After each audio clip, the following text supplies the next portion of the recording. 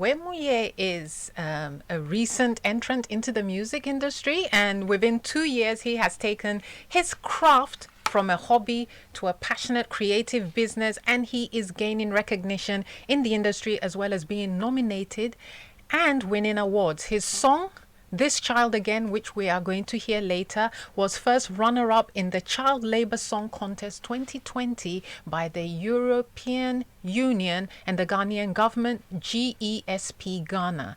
The song was also nominated at this year's VGMA Awards in the category of Music for Good. Now, I really absolutely love the whole idea of music for good, and we need a lot more of it. And having listened to his first track, I think that is an absolutely wonderful way to go. So we're going to delve a little more when he joins us here in the studio. And our guest is in the studio. Welcome, welcome, welcome. How are you, Wemuye? Thank you. How are you? I'm fine. What about you? I'm good. What have you been up to this week? This week, Creppy and I, we've been drafting out plans. Who is Creppy? Creppy is my manager. Okay, Yeah. okay. Continue. So you've been drafting plans up for... Yeah, way forward, Mm-hmm. what to do next. But then I've been writing songs, and I mean, I bought my guitar, so. Oh, kind you... of on it. Oh, good. A musician who actually plays a musical instrument. Thank Very you. happy about that. How would you describe yourself? All right. Because this what's it? Critical readings of social order, social choice, self-awareness, and the discontents of history. Yes, That yes. sounds like mega heavy. You know, it's like people are like, whoo. You know, so why is... Tell us about your interest in... All right. I've always been passionate about roots, as in originality. Mm-hmm, I've been passionate about truth, mm-hmm, and I've been on that journey for some time now. I Mhm. mean, my life has been on like a real journey. I mean, for example, in most of my songs, mm-hmm. there's this kind of sincerity in my songs, where I'm able to accept myself just the way as I am, the way I am, what I don't know, what I know, what the situation is, so that I can be able to move and then know, I mean, and then like know what I want, like in future. Do you do any lighter type of reading? Can you come? I mean, reading that is not about the discontents of history, but you know, like, do you read any fiction? Do you read any sort of non-fiction about people that inspire you, or you know, autobiographies? What... That's what I'm saying, lighter kind, as opposed to scholarly kind of. Okay. I mean, I like. I sometimes I look up to Wole Soyinka. Okay. Yeah, I read Uh-huh. most of his poems, and then his life also inspires me. Yeah, Yeah, his he's a real activist. Yes, his life inspires me a lot, and then I'm inspired by Asa. Yes. Yes, Asa, and I think So you like Wole Soyinka. What about Chinua Achebe? oh, I like okay, I'm not so much conversant with the African writers and then all of them. You only know Wole I know Soyinka. them, but I know them. I know them, but It's Wole Soyinka that you've really yes, focused I on. really focus on. Which of his Yeah. books have you read? Oh, okay. Because I can't get in. I think I have maybe 2 books by Yes. him, but I find him a little... Yes, not necessarily his book, but I've been really interested in his life and then his Mhm. biography. Yes. Yes, and then some of his poems and Uh-huh. yeah, Okay. not necessarily read his his books, but I would love to read his books. Then get them. Yes. Yeah. Okay, so obviously we're talking about books, and we're talking about reading, and usually here when our guests come, we ask them to read or talk about a quote or something that has inspired them. So we want to take a peek into your reading habit. So what have you brought for us today? I brought Wole Soyinka, Season. Okay. Yeah. And it goes like rust is ripeness, rust and a wilted corn plum. Pollen is mating time when swallows weave a dance of feathered arrows, thread corn stalks in winged streaks of light. And we love to hear sliced phrases of the wind. I hear rasps in the field, where corn leaves pierce like bamboo slivers. Now, Ghananas we are waiting rust on tassels, draw long shadows from the dusk, wreath dry thatch in wood smoke, laden stalks, ride the germs decay, we await the promise of the rust. Okay, what do you take from that when you read that, or what do you think we should take from that when we read that? Okay, looking at this poem, I think I found out that Wole Soyinka has been so much into this. I think he took interest in there's a god, like a lesser god, like I don't know how a god in Nigeria called Ogun. There are lots of gods. They are called the Orishas. Orishas, yes. Ogun Okay. is the god of God iron. Yes. So I think Wole Soyinka. And they are considered the intermediaries. All right. So we have Olodum, who is the supreme god. Okay. You have gods all the way down to Eshu, Okay. who is considered the trickster. He's at the crossroads. Okay. So what you go for, he will help you go your path, but you face the consequences on your own. All right. The Christians and Catholics turned that into the devil. Yeah. Okay. But within traditional African religion, there's no such thing as the devil. Yeah. There's God, gods, and Eshu. All right. And whichever path you choose to take, Yeah. he will help you on that path, but you will face the consequences on your own. Yeah. That's very interesting, and then that is what I call truth, because I think truth should be going back to the roots. That is where truth begins. I think that is the authentic place where we find truth. Yes. And then as I was saying, the Ogun, Soyinka sees Ogun as a versatile god. I mean, he destroys and then creates. Yes. And then that complexity, that paradoxes in that Which I think exists in everybody, yes, really. yeah. And then I mean that's how I think it's summary. It's a summary of somehow life. Yes, where there are paradoxes, repetitions, and Things that seem as if they don't make sense, but it makes sense. Yeah, it makes sense. Yeah. That is what it inspires me to write. That is what I mean pushes me to write. I mean, you have writers like that, and even people like Toni Morrison. I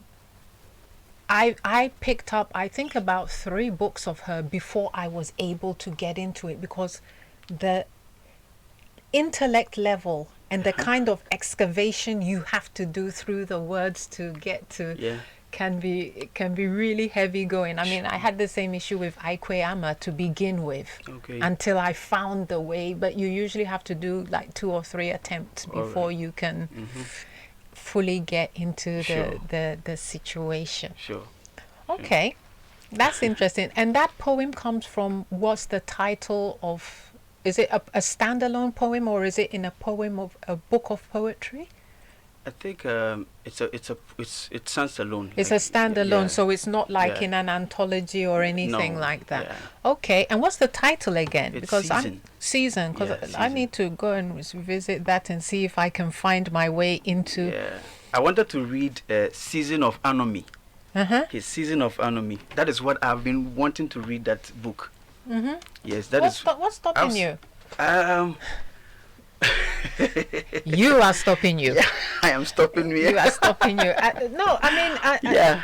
but that's true. I think it's something that all of us go through Sure. it, because we kind of like, I want to do this, I want to do this, I want to do this, Yeah. but we don't always have people saying, well, why aren't you doing it? Mhm. And then when you get asked the question, there's like, okay, I really don't have an excuse as to why I'm not doing this thing. Maybe let me get on and do it. Sure. Because the year's running out really Mhm. fast. We're in August already. Can you Yes. imagine? And it was only like 2 minutes ago we just entered January. Wow.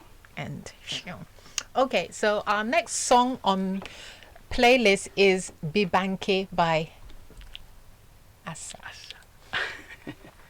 Why did you choose this song? Because usually when our guests come, you know, they bring some music, and obviously you choose music depending on why this particular song. Okay, I've been listening to this song, I think, when I was in secondary school. Mm-hmm. You know, I because of its the emotions it brings.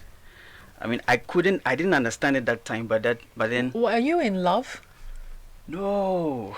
It No, wasn't that- no, I'm saying because it's like that song Yeah, is like when you're in a situation yeah, where it's not good for you, yeah.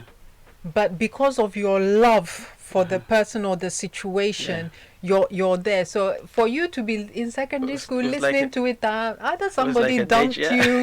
you. No, that's what I said. That's why I said I didn't understand. Uh-huh. I didn't understand it at that time. Mhm. But then But it connected with yes, you. Yes, that was the reason why I. So I've been listening to it when I was in the university, Uh-huh. but I didn't bother to check the meaning, like to check what it really meant, Uh-huh. until when I completed, and then I And so before you found out what it meant, Yeah. what did you think it meant? depending on what. Because you know how that thing of where, okay, so for instance, Mhm. you've heard of the phrase blood is thicker than water. Okay. I've heard this phrase So forever. many times. Only last week did I find out that the actual phrase is the blood of the covenant is thicker than the water of the womb.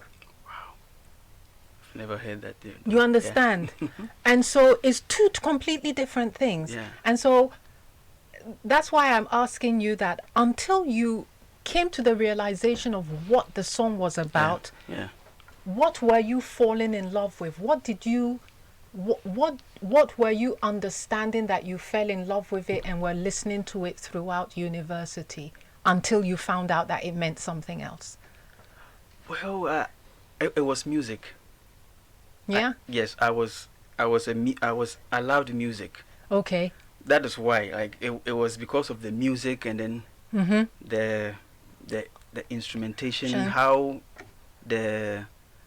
he articulates the language, and then Mm-hmm. that is how I found it very intriguing when you. So it doesn't conjure up a memory for you? For instance, like, you know how you hear a song and you remember where you were when you first heard that Okay, I song, remember. or what you were doing, or how you felt, and Yeah. you know how you just have a photographic Yeah. visual Nostalgia. for what was that for Okay, you? I was in a hostel Mm-hmm. back in University Tech, Kwame Nkrumah University of Yeah. with a friend. A friend was playing the song, Uh-huh. and then that time I was painting. Okay. Yes, I was painting. I was doing an assignment, and I remember that the thing I was painting, I was somehow doing an expressive painting, Mm-hmm. like just blocking.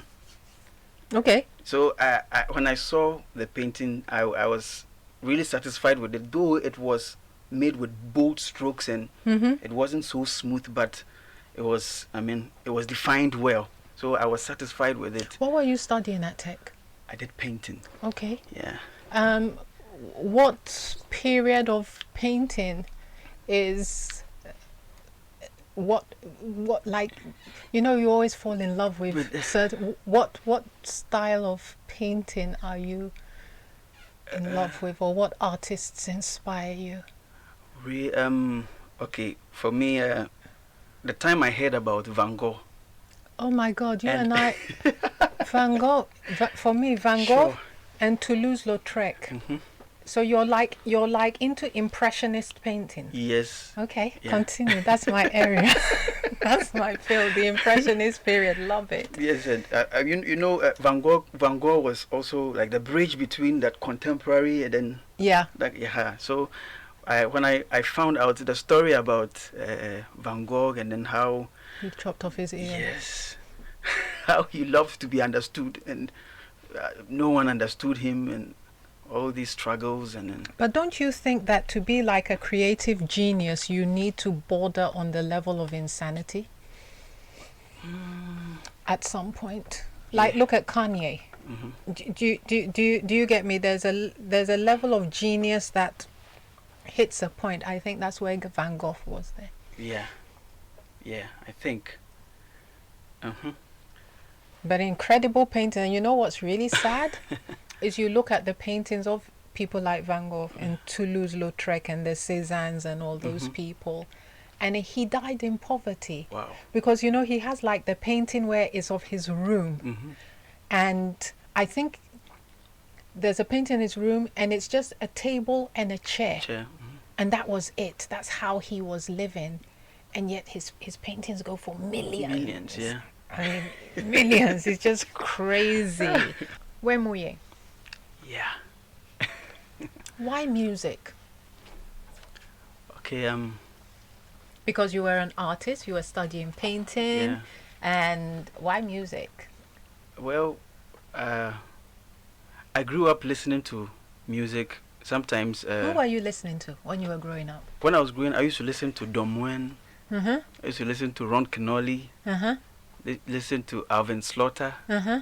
Yes, those. And So, then Was that at home? Were your parents playing that music? Where were you listening to that music? from the radio, Uh-huh, and I was learning them from the radio. okay. I didn't have that Walkman. Uh-huh. Yeah, the cassettes, and I didn't have it at that tender age. But I was. And how were your parents feeling about this? Oh, they were happy. They encouraged me to sing in church. Okay. Yeah.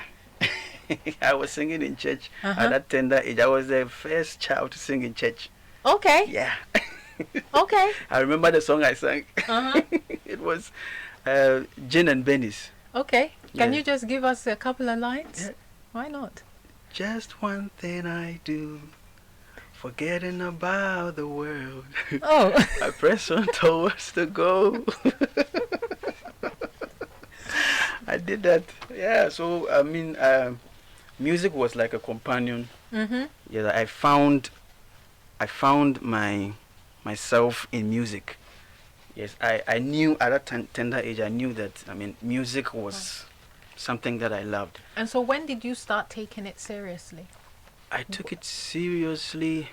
Well, I loved it, but then, let's say professionally.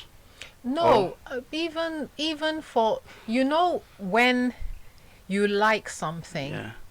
and then you start putting effort into it, that Effort. your parents start going Yeah. because you know you have that Uh-huh. you know that phase where you just put all your energies into something. Yeah, and it was right from the start, right from when I was in primary 6. Mm-hmm. I was the music director. I was a music director to the choir. Okay. Yeah, so it was something I took it serious at that time. I loved it. So when I went to the secondary school too, I became the music director of the then choir. Mm-hmm. But yeah, so it was something I loved. So But that the genre was gospel. gospel, yeah, it was gospel. And when did you play the guitar? Yeah, When did you start to learn that? When did you? start to learn the guitar. Mm. Yeah, it's not too long. Like I think like getting to a year. Oh, so it's just a recent thing. Yeah. Why have you suddenly? Why did you suddenly decide that it was important? Because for me, it's like if you're a musician, it's a given that you should yeah, you should be able know. to play something. I had the opportunity to do it, but then I was so much into the singing. Yeah, I mean, voice and which took my attention from the instrumentation. Yeah, because I mean you're a songwriter as Yeah. well, so obviously instrumentation is important for you to be able to understand melodies and things like that. Now your genre of choice is Afro-fusion. Yeah. I've heard, what have I heard of? I've heard of course, Afro beats. I've heard Afro pop. What was the name of that girl in France? Afro Frenchy. We've heard Afro Frenchy, and then of course there's Afro beat itself. Tell us what are the similarities and differences between Afro-fusion and then the Afrobeat. And the Afro beats. I think which is obviously the popular one that everybody is doing now. And then we also have the Afro pop. Why Afro-fusion as opposed to Afrobeat beats or whatever? Well, I think it's all Afrobeat, but then to me, I think, I mean, it's intertwined. Like this one comes from this one. Like we pick something from this. We pick What something. what is it fusion in with? Oh, that's a horrible word. What's it what is it fusing with? Well, It's a fusion of Afrobeats with I think a little bit of jazz, soul, yeah, kind of funk, yeah, new soul. And because in your first track I could really feel like the funk the funk in there. I just like immediately thought of a festival. yeah. Okay, so let's talk about the process. Okay. How do you generate ideas? What influences the themes of your music creation? What kind of subjects do you like to create songs about? And I ask because we've had a few musicians in here who say, oh, it depends on the beat that the producer sends me. Yeah? Yeah. But you are a musician. You actually play. Yeah. So what comes first?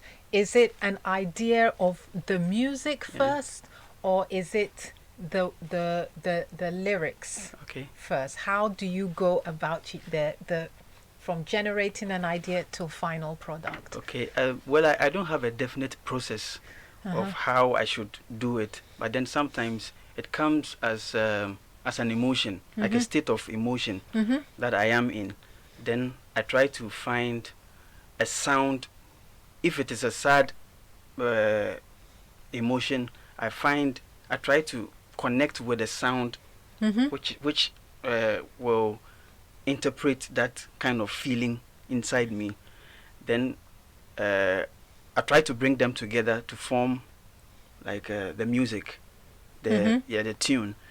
Then later on, as I am humming them, then the words, I'll be thinking of the words, and then sometimes it comes, and then I just put. Sometimes I write them all down. Yes, and then I try to use the guitar. Okay. Yes, pick some a couple of chords to. So you don't sort of dedicate a certain, like a writer, you don't dedicate a certain amount of time where it's like every day I'm going to spend 2 to 3 hours focusing on my music, on lyrics, on things like that. I do. I write. Yeah. But then I'm talking about the production of the music. Yeah. Like a music when I'm producing a song. Yes, the process I go through. But then apart from producing a song, every day I play guitar. Yes. To pick an inspiration. Every blessed day. Yes, when I'm not painting, I'm playing. So it's not maybe and it's not like the ideas come only when I'm playing the guitar or writing. Sometimes when I'm painting, it comes, and then a whole lot of. As an artist, it can come at any time. Anytime, yeah. That's why we're all supposed to sleep with notepads by our beds because Sure. you just wake up and this amazing idea and And it then just you- has to be written Yeah. down because you fall asleep and it's gone. Oh, sometimes I do have some of the tunes in the dreams. Yes. In my dreams, yeah. Yeah. And But the thing is, once you wake up in that middle of the night, if you don't get it down, yeah. if you fall asleep again, the thing will go. My phone is full of recordings. Uh-huh. Like you just grab your phone. Yeah. Sure. So Why did you choose the guitar as your instrument of choice? it's so interesting. When I was growing up, I was a child, and then We all were. yeah, I know it, yeah. Sorry, I went to a mall Okay. with my dad, and then there was this toy guitar displayed over there. So I didn't know the name of a guitar. I didn't know it was called a guitar. So all I said was, "Daddy, I want the Lagain. Lagain." That is what I called it. I don't Lagain. Okay. So I don't know whether it was the feeling of seeing it, how it What looked is a like. Lagain? I don't know. Eh, okay. So I used to call it Lagain. Okay. So I cried till they bought it for me, the toy guitar. Tell me something. You're from the northern part of Ghana. Yes. What kind of instruments do they have that resembles guitars?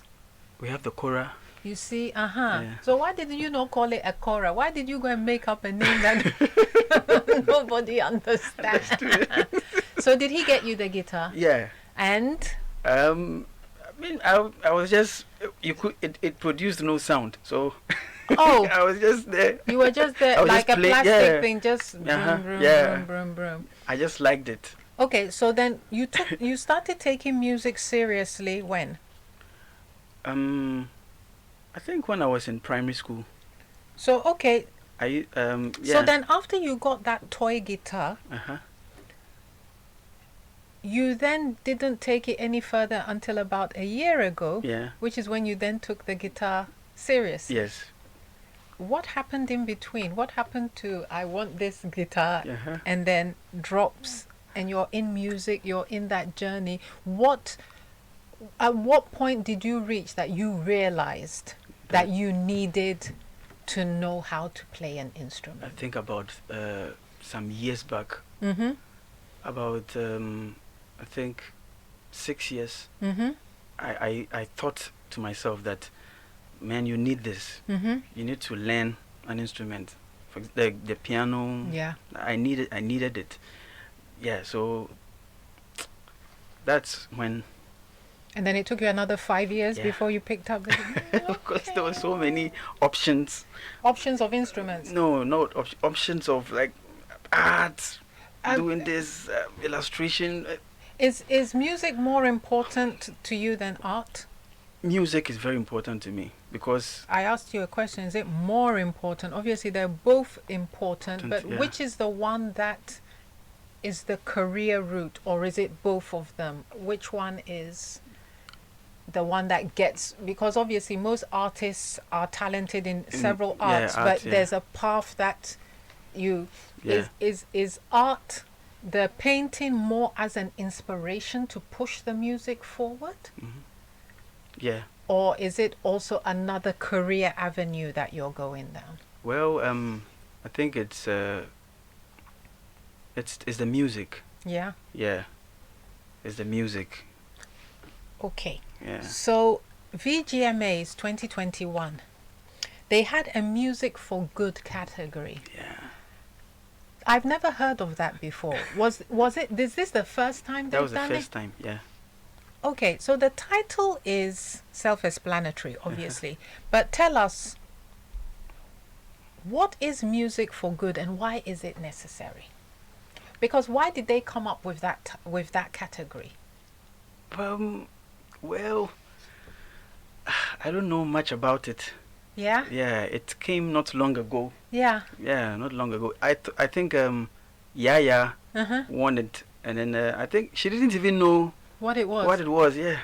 So I think they made a short description about it, that songs that educate the public about some social issues, and other. Yeah. Yeah, But I didn't. I mean, well, maybe I took the words to explain it. I made the word explain itself, like music yeah, for good. For It's quite interesting, that they would rather have a category for music for good as opposed to whatever category the music should be for good, i.e. women should not be insulted, it shouldn't be derogatory to people, it should be, because you do get all the people, the Trigmatics, the Manifest, yeah. the Edem, all of them, when you listen to their music, there's a social consciousness to it. So the music is, there are people already doing music for good. So this idea of just having this separate category, and I'm sure none of them were nominated in that category either, were they?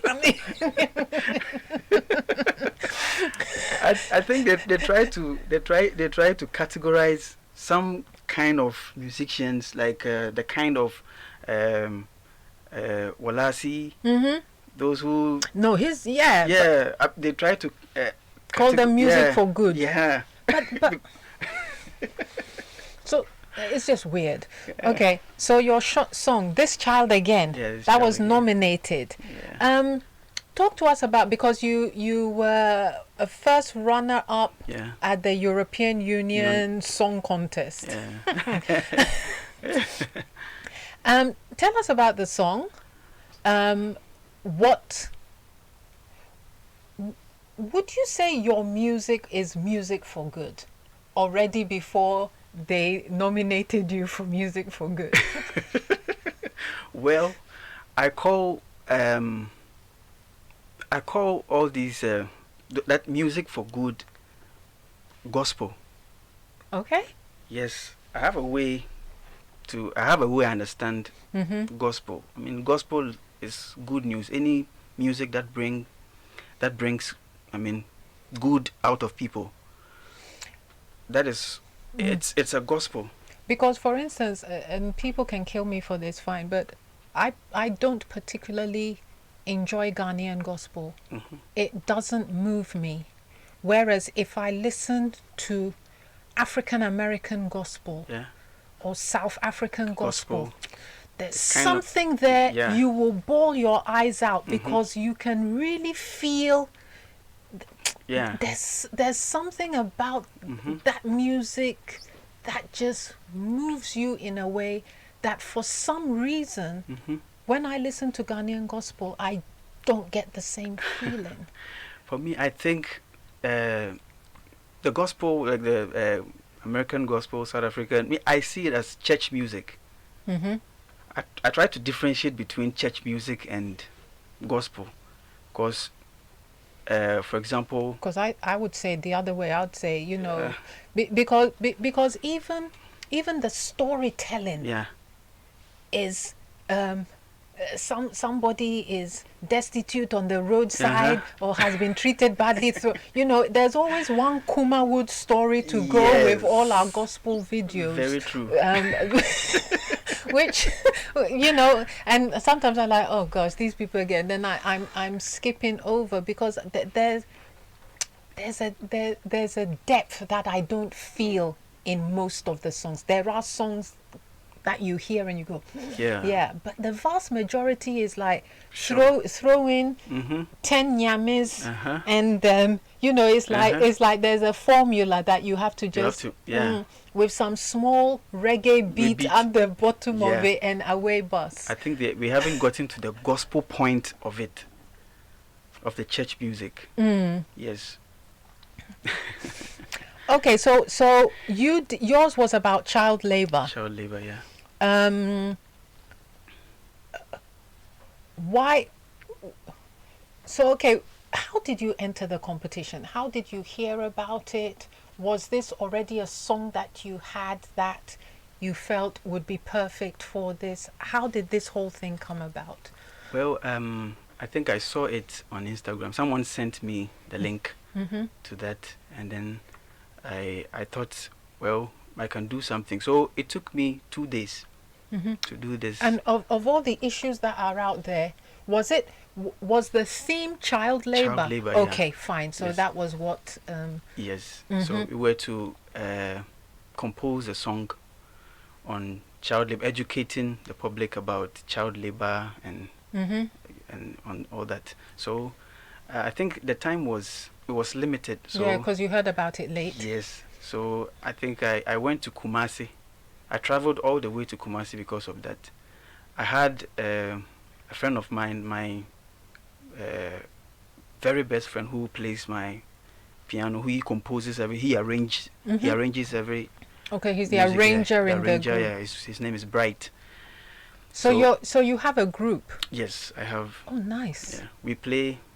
Recently, we did. Well, I think there's one song. Kume Preku.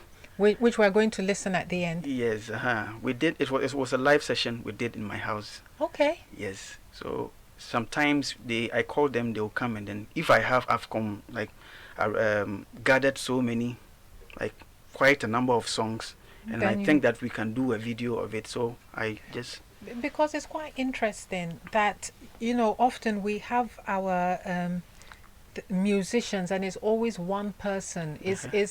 Is very difficult to see young bands where it's like, hey, they're performing here, and it doesn't necessarily have to be +233. It's like +233 is the only place, and then obviously because of the entrance fees, it cuts out an awful lot. Or maybe you go to Zen Garden, but we don't tend to have too much of that band music where you can like go to a little bar somewhere and they've brought in a band for the night and you have your drinks, you listen to music and that kind of thing, because I think that's where we need the music to be going, as opposed to us just watching music videos and streaming them online. Very true.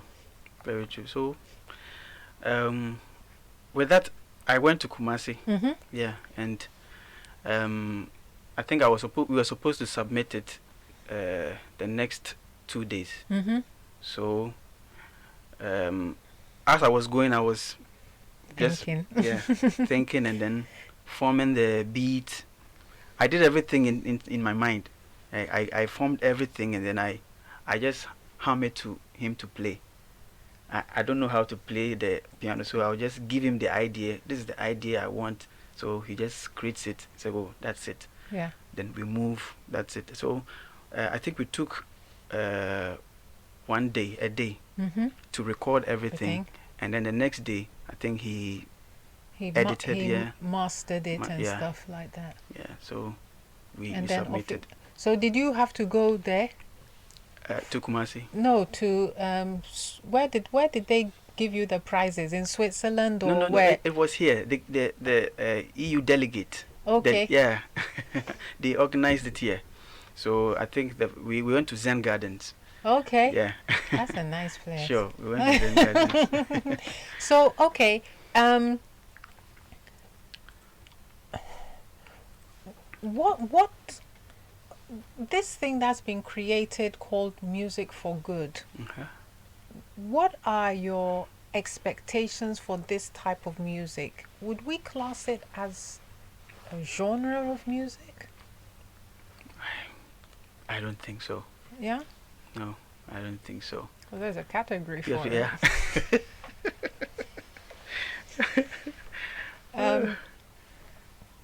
Tell me about your band. How many people are in your band? Permanently. I have Bright. I have Kingsley. So Bright is the keyboard. The keyboard, yes. Amazing keyboardist. Bright, Kingsley on the bass. And I have O'Neill on the saxophone. And you on the guitar? No. Or you just sing? I just sing, yeah. Okay, you front the band as the singer? Yes. Okay. So you've got... And then I have Youngson as a guitarist. Okay, so you've got a guitarist, a bass player, a keyboardist, and a saxophone player. Yeah. And then and Boutique. The drama, my drama is called Boutique. Okay. So how often do you guys get together, or is it only when there's music to be done, or is this a regular thing where you get together and jam and stuff like that? Not a regular thing because of the distance. Yes. But we have a page. Oh, they're not in Ghana? I mean, they're not in Accra? No, they're not in Accra. Okay. Yeah, they're in Kumasi. So you have to do anything, then it's you who has to move. Yes. Okay. Okay. Listen, I've been avoiding using the word industry. Is there a music industry? The music industry.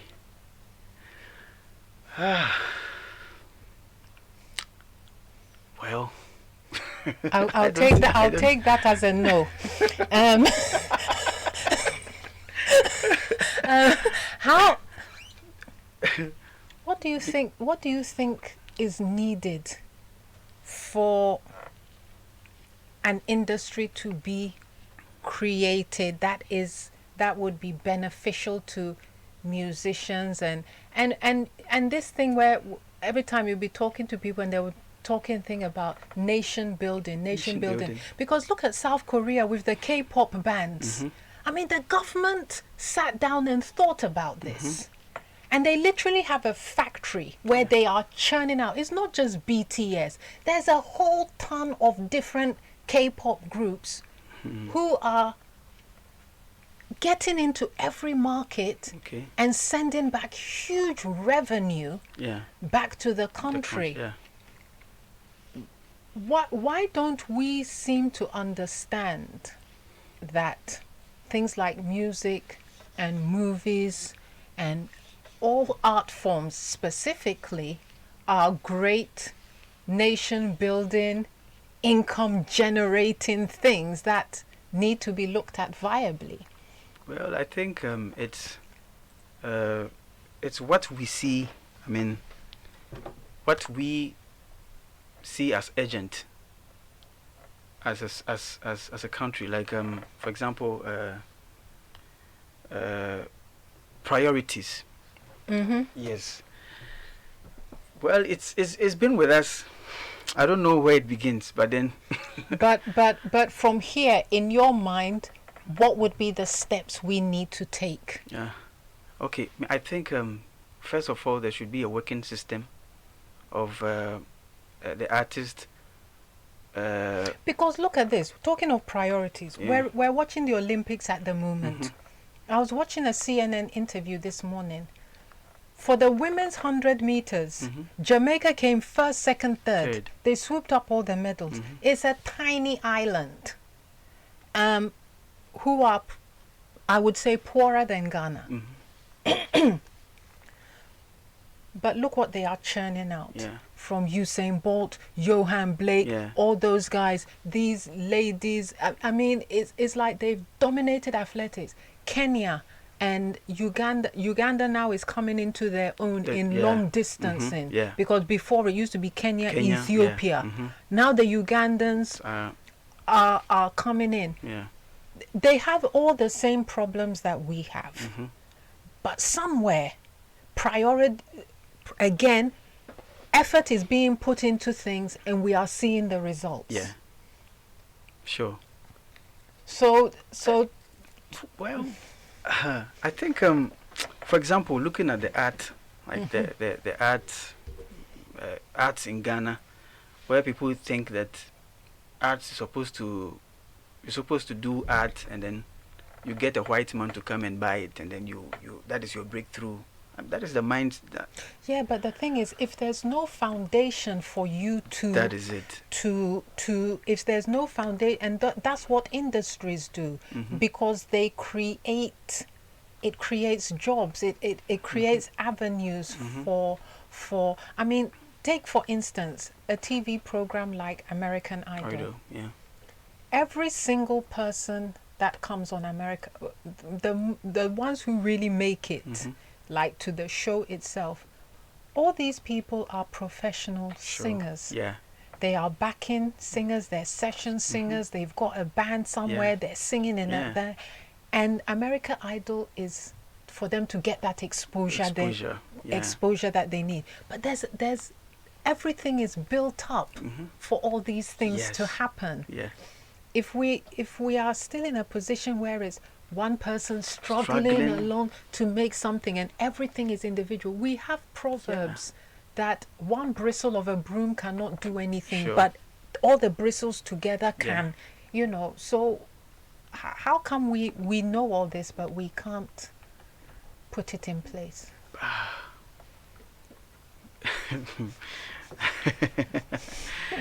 When I think of some of these things, sometimes it saddens me. Yes. For example, when you go to the Venice Biennales, and then you're looking for Ghana, and then you see Ibrahim Mahama, you see a whole country like China participating, a whole country like other countries participating, but then Ghana, only individuals. Like Because that's because like we had a swimmer in the Olympics yeah. who in his heats he Yeah. won, and then we had our men's 4x100 meters, but I didn't see any big hype Yeah. about all of this Yeah. running up to the time that they were going. You know, Yeah. it's all of a sudden like you've tuned into the Olympics and all of a sudden you see the Ghana flag and and then you get all excited. Oh, yeah. You don't know the person, but then yeah. So sometimes these things, when I think of, you would think you would try to get to the roots of it, but you go round and then round and round, And then you get tired. get tired, and then you have to. Let's talk about management in the music business. Yeah. You have a manager. Yeah. What does a manager do? Well, we talked about this yesterday, Creppy and I. He was trying to find inspirations from other managers of big artists, but I told him that, well, it's important though, but then try to create your own narrative. Try to But isn't management a technical thing? a technical thing. It's like administrative. Yes, a basic. There's a basic. Thing for management, but then I'm always a person who tries to tell a story about everything. Yeah. Yes, try and tell your story.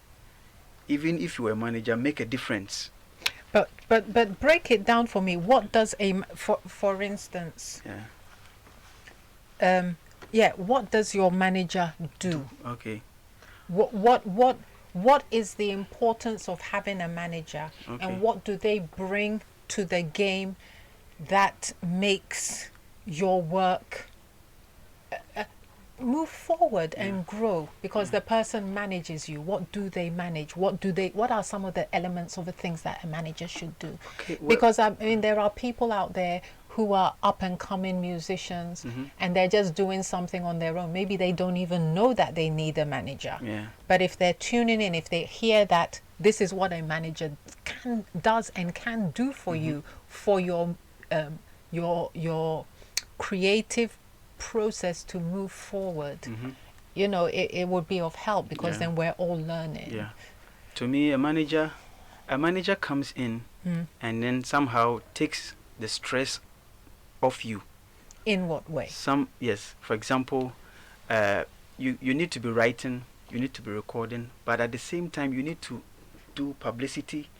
You need to go for gigs. You need to meet up with people for an interview. Like you need to sit up with some investors for that. The manager takes off these kind of stress, and then I think that you can focus on the creative process. Yes, you can focus on the creative process. He takes care of the paper works, your account, all these things. So he's more, to me, Creppy and I is like a PRO. Okay. Yeah, it's like a PRO. He knows what you want. He's been able to study you. He knows you, and then he knows what you want. So he can get it And for so you. and so if what you want and what is the right thing for you are not the same thing, Uh-huh. then as your manager, Yeah. that am I lying? well, I'm the one creating it. You're the one I'm the creating one it, creating. but remember that you're the creator. Yes. But when you put somebody in a position to Sure. do something, Yeah. it's because they know about it better than you do. Yes. Yeah. And so if that person, because it's not everything that you want, yeah. which is good for you. It's true. It's true. Yeah. So what happens in that situation? Well, because he's good at that. When I want this, and then he thinks I don't need it. Or something else is better. Better. I mean, he pitches the idea to me, and then I think about it. Oh, wow, that's a nice idea. Okay. So let's go with it. Let's go with it. Yeah. So I've got a few more questions for you. What is the one thing you wish you knew when you started your musical journey? Well, one thing was like playing an instrument. Mm-hmm. Playing all the instruments, dedicating my time for the instruments. Do you wish you'd studied music instead of art? I wished. I wish. Okay. Yeah. Okay. I wish. Okay. Do you have any advice for aspiring musicians who want to specifically do music for good? And then another thing is, your musical sound is very different from what we hear on the market. Yeah. Like as I was saying to you, like during one of the earlier breaks, that your first song, the beginning of it had such a Stevie Wonder vibe to your voice. And interestingly, you are from the northern part of Ghana, Yeah. but your music isn't, there's no northern signature to it, that in the sense that when you listen to Wiala, when you listen to Sharifa, when you listen to Ayat Kirani and all of you really feel the northern cultural influence in their videos and how they dress and everything. Yeah. You are somewhere else. Your music is, for want of a better phrase, very Western, even though it's not, because it's jazz and it's all the fusion of stuff which is black music, but it's very. Well, it's like that, and I think the stories too. Mm-hmm. The stories are, I think, from the northern setting. Okay. Yeah, I focus on the stories. Then I don't necessarily need to put a northern signature of an instrument or a rhythm before I see it as, I mean, I only see the story. Okay. Yes. If I feel like I should put in, or the song should have a northern signature, it wouldn't be an instrument. It might be the tonation Of the voice. Yes, of my voice. Because, like, for instance, at my gym, we were having a discussion about music. And, there were guys in the gym saying, but, manifest music isn't really music that Ghanaians like. It's not really Ghanaian. And my argument with them was, why do you people need to pigeonhole everything? Because your music, again, you're in an environment where people's tastes tend to be quite narrow when it comes to literally anything. If you're a kenke eater, you are a kenke eater. It would take us a long time to get you to eat something else. Do you understand? And so the ones who are making the money and making all the waves are all the hip lifers and the rappers and what kind of courage does it take to see that there's this path that they've hacked and they are all walking down it, and then you've just taken your cutlass and you're like, let me just start my own journey here? Well, I think that is where the art comes to play. What I studied in tech, Yeah. With all the philosophy and history The and discontents of history. histories and I think critique of works, and then it really got me finding myself.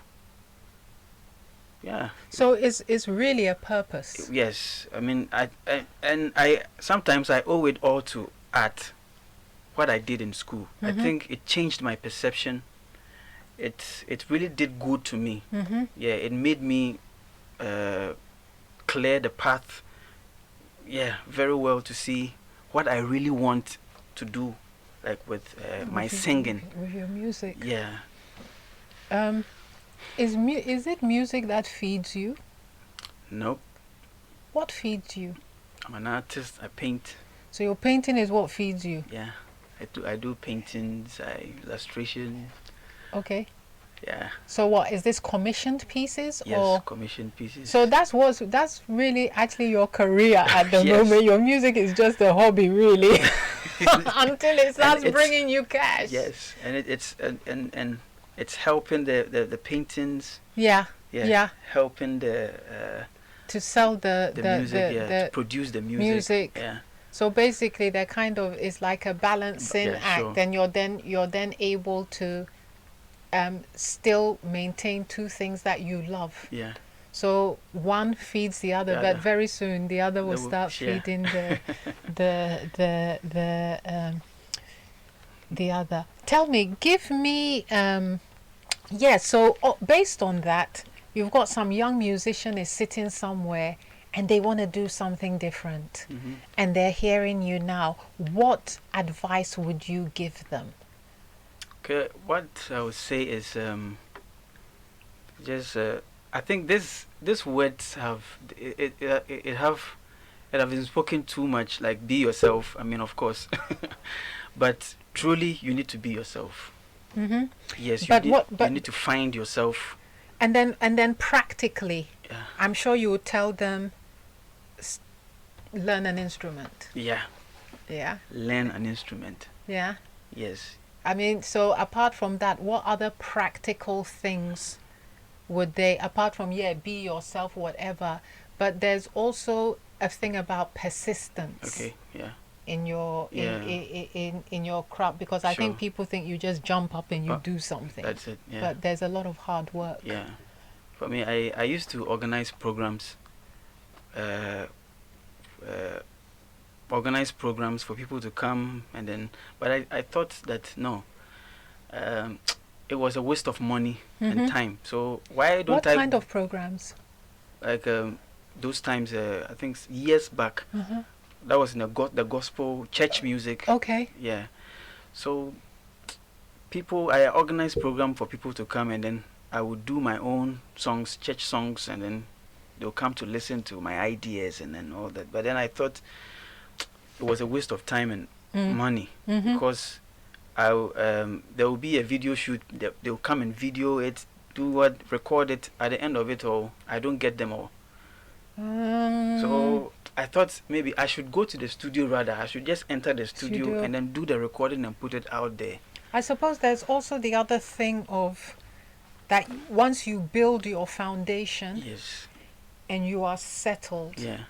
once you're steady, Yeah. then you can start pulling others up and helping, because if your foundation Yeah. isn't steady, they will pull you Sure.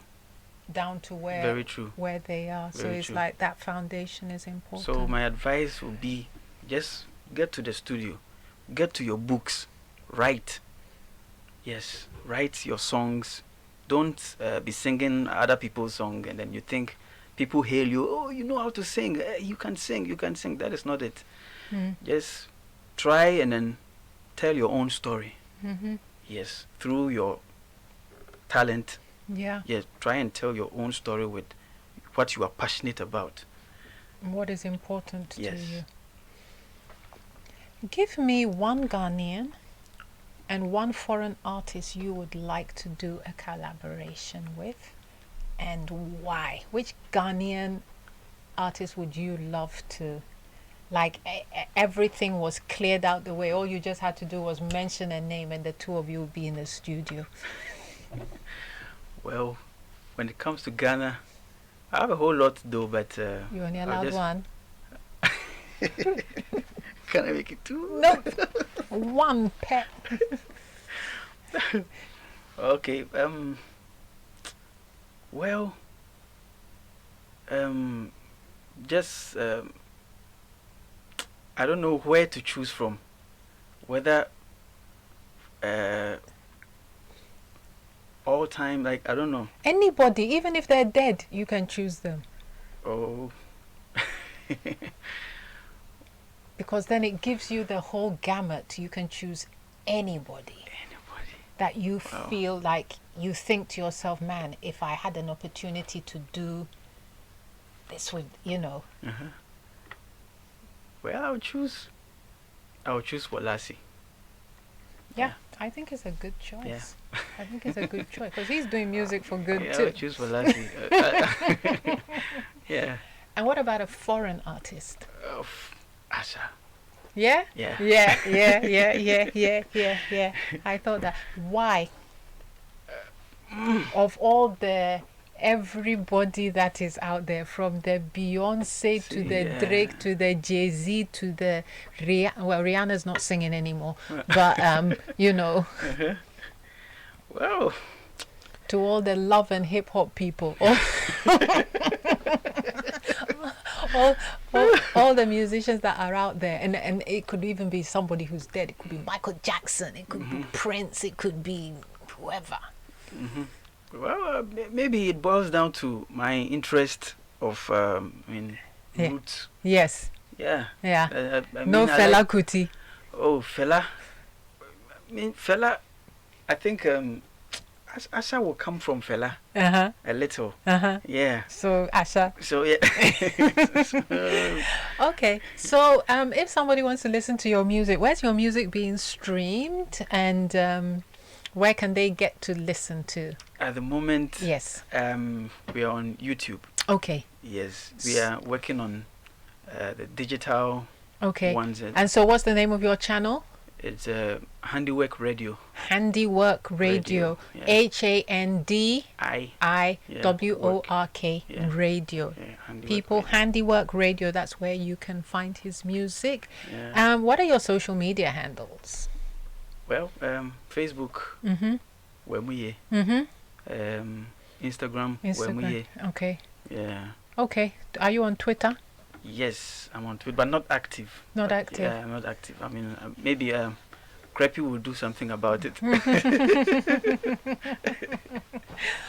Wemuye, thank you so much for joining us today. It's been a really interesting You know that. conversation. Thank you very much for taking your time to join us and sharing your I love it when people are just doing something different and not just following the same. So I think it's in our society, I think it's a courageous thing Yeah. to do because it's a long rocky journey. Very. And Sure. and then we are a society of, I would say, we have short memories, Mm-hmm. and so or we short memories, and we like instant gratification. Mm-hmm. That something just happens quick, Yes. and so once you decide that you're taking the long journey, Yeah. it's really is very inspirational because Yeah. it's something that most of us can really learn from. So thank you very, very much for that. Thank you for having me too.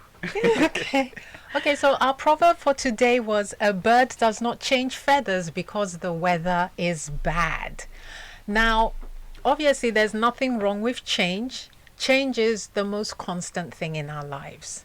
In this case, previously I approached the proverb from birds. I approached the proverb from fair-weathered friends, people who are there when things are good, and then when things are not good, pching, they vanish. But I'm looking at the proverb from another case. And so in this case, I'm approaching it from another angle to the one I took earlier. So Wemuye writes and sing songs that are for social good. Okay? It's like activism music. This is his calling, but at the same time, as we were saying, you're in an environment where what sells is not what you're doing, and but you still continue, on that path. And so for me, how I respect this is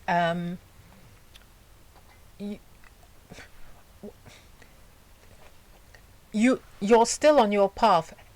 The proverb is that birds don't change their feathers when the weather changes.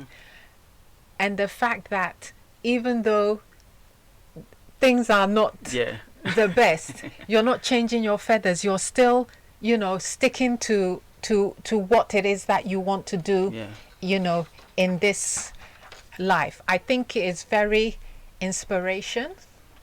I think it will help somebody out there who is also on a path and things are difficult and it's rocky, and they might be thinking of giving up, or maybe following the path that other people are on.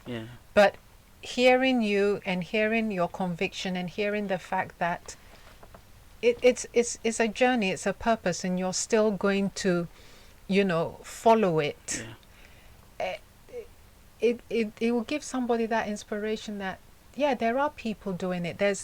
I'm not doing anything wrong. It's just that the journey is gonna take it's gonna take time, and they need to understand that if they discover their purpose and their calling, then it's just that you just got to push through, not focus on other people or what others are doing, because all our journeys are different. And we should have the courage not to change our feathers. And because the weather will turn bad, or the path might become too long or too thorny, or the sun might beat down because it's too hot, but it's your path. And you've just got to keep going.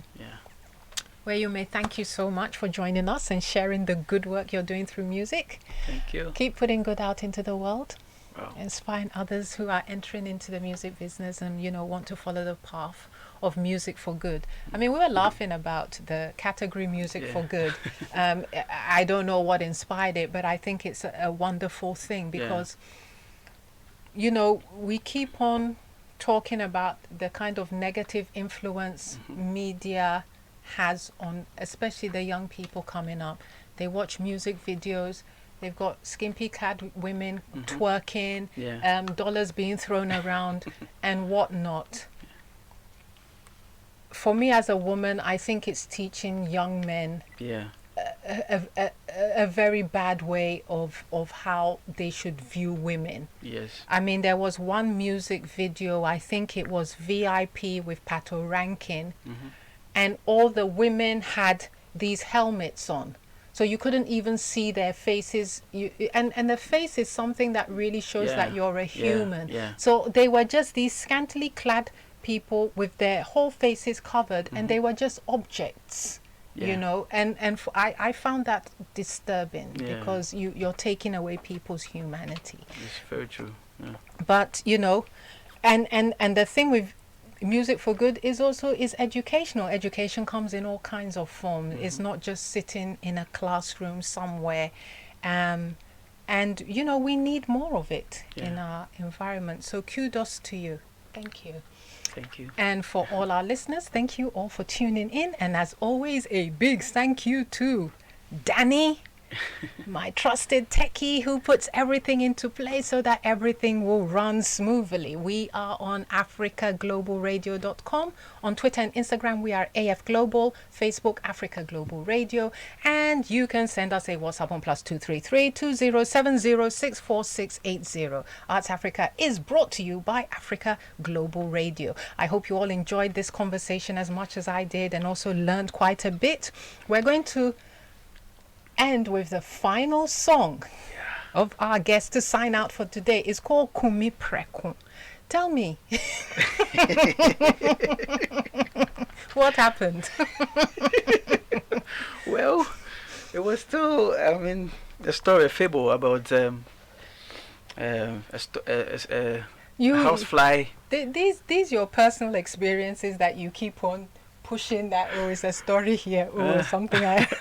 Well, my mom told me this story that they used to say it. They used to share these stories amongst themselves. I think the elders used to tell the young generations about the story of a housefly and a spider, and then the spider catches the housefly in its nest, in this web, and then it wraps the web around the yes, it cocoons it. yes, and then the housefly will be like, Mr. Spider, if you've caught me, then why don't you eat me? Yeah, He said, well, how can I eat a housefly?